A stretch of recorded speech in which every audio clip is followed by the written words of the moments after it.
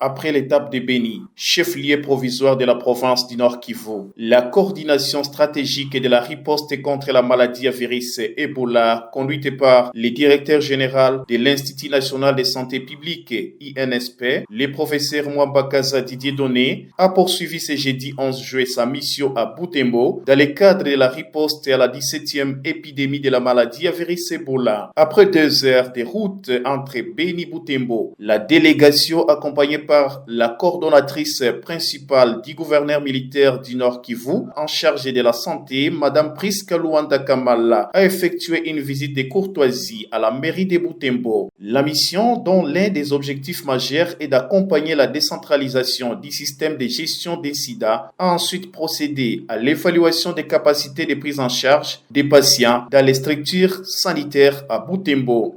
Les bâtiments ici peuvent nous servir. Donc, ce sont des alternatives qu'on a jusque-là.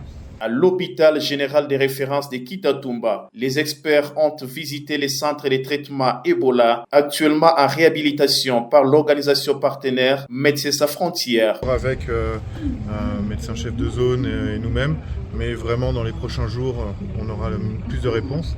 Après Kitatumba, la délégation s'est rendue au centre de traitement Ebola, à l'hôpital général de référence de Katoa, toujours à Butembo. Ici, le directeur général a recommandé aux partenaires MEDER de revoir l'organisation des circuits des malades en fait d'assurer la prévention des infections. À Butembo, la journée pour voir déjà comment s'organise la riposte par rapport à l'épidémie de la maladie à virus Ebola.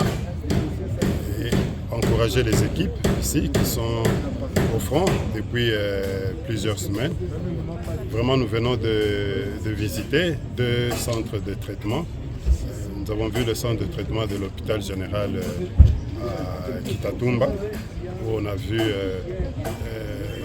dans quelles conditions sont les pris en charge des malades. Et on a vu qu'il y a un CTE qui est autour de 9 lits et le projet d'extension de ce centre de traitement Ebola.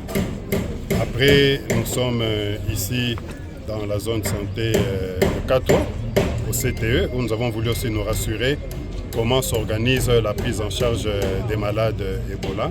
Nous avons essayé de donner quelques orientations pour que le circuit soit amélioré et que la prise en charge des malades qui doit se faire très très bientôt soit faite de manière optimale.